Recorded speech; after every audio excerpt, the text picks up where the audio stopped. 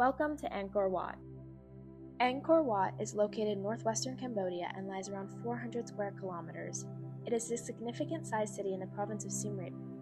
In Angkor National Forest, Angkor Wat aligns with the spring and autumn equinoxes. The city rests just north of Lake Tonle Sap, which can double in size during monsoon season. Roland Fletcher is an Australian professor at the University of Sydney. His main contribution uncovered the truth of how large and complex the scale of Angkor Wat really was compared to the previous assumptions. Fletcher used LiDAR technology to help reveal the size of the site. Christophe Patier is a French archaeologist and architect. His contribution led to the discovery of hundreds of other new sites within the area of Angkor Wat. This further led to the reconsideration of patterns and densities of the settlements. He also focused on the decline and fall of Angkor as a center of power. Damien Evans was a Canadian-Australian archaeologist and anthropologist. He was best known for his contributions to Angkor Wat. He helped the discovery of medieval urban areas near the site that were previously unknown. Like Fletcher, Evans was also involved in the use of LiDAR technology. This allowed him and his team to conduct ground surveys, which led to redefining the use of the then-occupied land. The Turning of Ocean Milk Gallery portrays Devas and Asuras in a dramatic rendered tug-of-war representing the eternal struggle of good and evil of everlasting life from its primordial ocean. The building, the roof, and the sculpture together give Angkor Wat its special character. Ta Prohm, also known as the Tomb Raider Temple, has crumbling towers and walls locked in the slow embrace of the temple's root system. It is considered the most atmospheric ruin in all of Angkor. The temple has been swallowed by the jungle and looks very much the way most of the monuments of Angkor appeared when the European explorers first stumbled upon them. It was built in 1186 and was originally known as the Monastery of the King. Ta Prohm was a Buddhist temple dedicated to the mother of Jayavarman VII. It is one of the few temples in Angkor region where the inscription provides information about the temple's dependents and inhabitants. Almost 80,000 people were required to maintain or attend the temple, among them more than 2,700 officials and 615 dancers. Phnom Penh, the state temple of the first Khmer capital of Angkor, is one of the world's greatest architectural treasures. Constructed between the late 9th and early 10th century by Yasovarman I as a centerpiece of a new capital, it was abandoned only a few decades after its completion. Its privileged hilltop location makes it unique among the temples of Angkor Archaeological Park. Shrines and guardian lions adorn the 7 levels of terraces that make up the pyramid, decreasing in size towards the top of the temple. 5 shrines on the top platform arranged in a formation to represent the 5 peaks of Mount Meru in the 16th century. An attempt was made to construct a large seated Buddha around the central shrine, but this has since been dismantled. The central temple was surrounded by multiple brick towers, which little still remains. Today, Phnom Penh is a popular spot for panoramic views of Angkor's landscape, often enjoyed by visitors during sunset. Designed to represent Mount Meru, the home of the gods, and Hindu universe, the temples acted as heaven on earth. Center for rituals, they symbolize a bridge between Hinduism and later Buddhism. Built by the kings Suryavarman II and Jayavarman VII, these temples were designed to showcase the immense wealth, power, and divine authority of the Khmer rulers. The largest religious monument, symbolizing the pinnacle of Khmer architecture, art, and engineering from the 9th to 15th centuries, they represent a profound blend of Hindu and Buddhist cosmology, serving as spiritual, political, and cultural landmarks that define Cambodia's national identity and heritage. In 802 CE, Jayavarman II was crowned and founded the Kingdom of Angkor.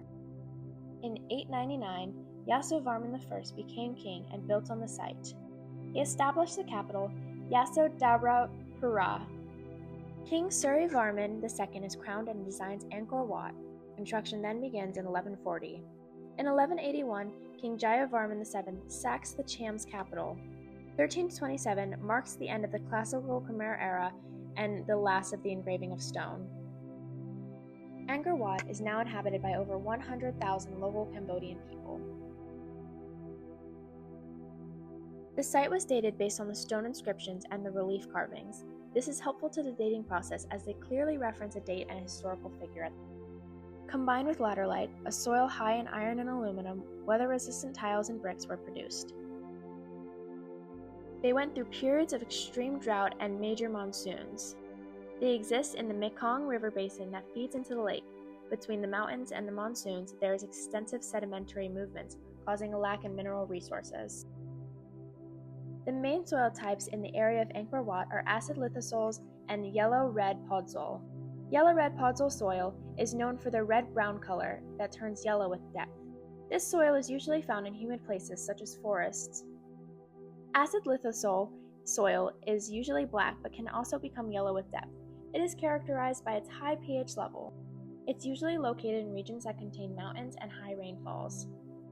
Main plants that were used by the inhabitants include rice and Bodhi trees.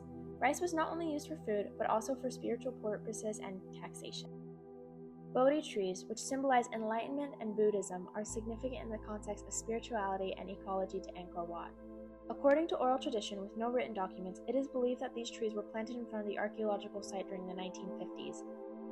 Native animals to the area of Angkor Wat include the wild and aggressive monkeys, macaque monkeys. These monkeys are local to the area where Angkor Wat resides and have been aggressive with humans. This is blamed on visitors getting too close to them and trying to hand feed them. Other monkey species that inhabit the area include the endangered gibbons. With the conservation group Wildlife Alliance, although they are still known to be endangered, gibbon monkeys have been released back into the wild of the Angkor forest. A significant area of Angkor is the Terrace of Elephants, which is located within the walls at Angkor Thom. The carvings of elephants on the terrace reflect the cultural heritage of Southeast Asia. The use of this terrace was for when the city's victorious army would return from battle. They held ceremonies here. It is also believed it was used for religious events. Nonetheless, the Terrace of Elephants showcases the Khmer builders, those who inhabited the site's architectural skills with its overall design. The inhabitants of Angkor Wat constructed hydraulic systems of berets. These hydraulic and irrigation systems were incredibly large, monumental structures that had the capabilities to store huge volumes of water. Just to showcase how enormous these berets are, the West Beret alone is one of the largest hand-cut reservoirs in the world due to its ability to hold 50 million cubic meters of water and is still functional today. Angkor Wat has unfortunately suffered a water crisis.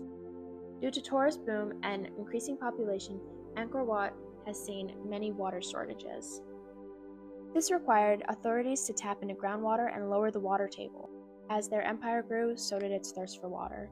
The rapidly expanding tourist city of Siem Reap relies heavily on pumping groundwater, which drains the water table directly beneath the Angkor Wat complex. UNESCO, in consultation with the international experts and local authorities, is studying the possibility of pumping into the waters of the Biosphere Reserve to ensure sustainable management of water resources and halt the sinking of the ground on which the temples stand.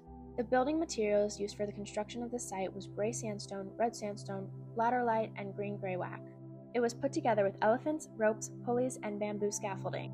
The sandstone came from the Nom Kulen mountain.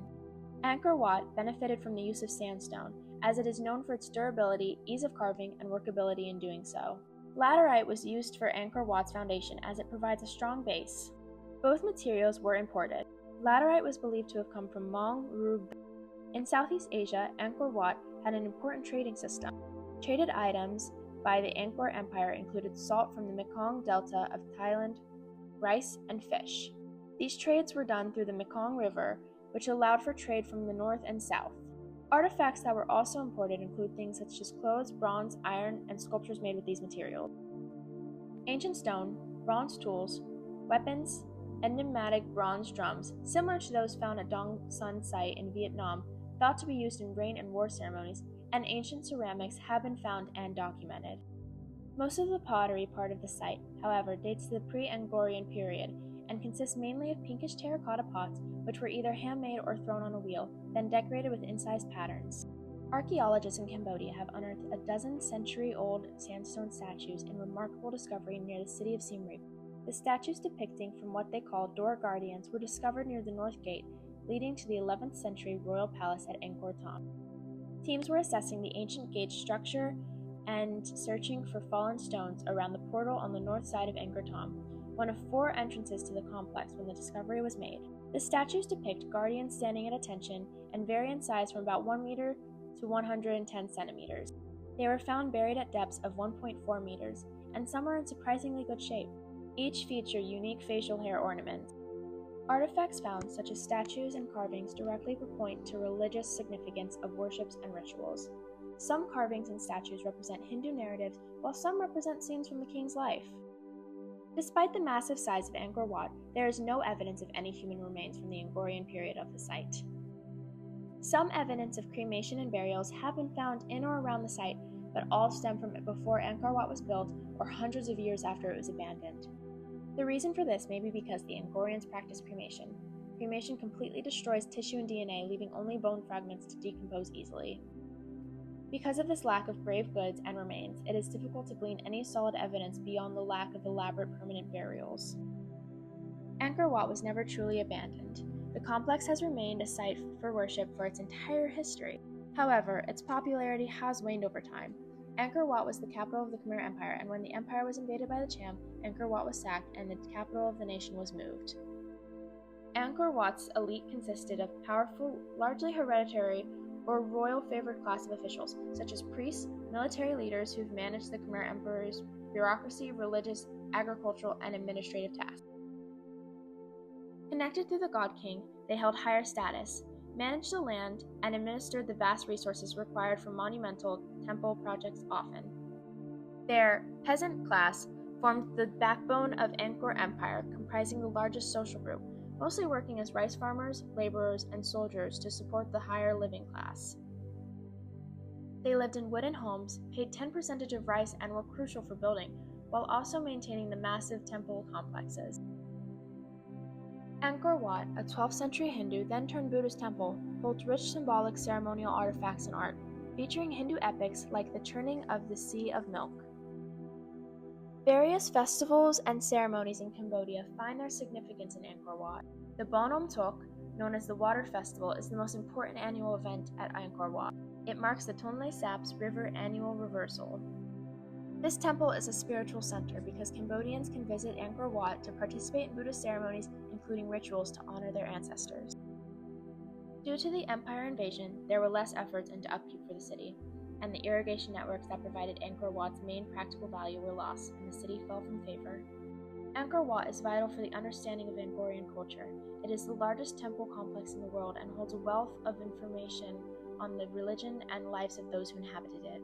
Angkor Wat will always hold a significant position as a place of worship and valuable archaeological site. With luck, it will be preserved for many more years to come for the millions of visitors it receives each year. Thank you for visiting Angkor Wat today.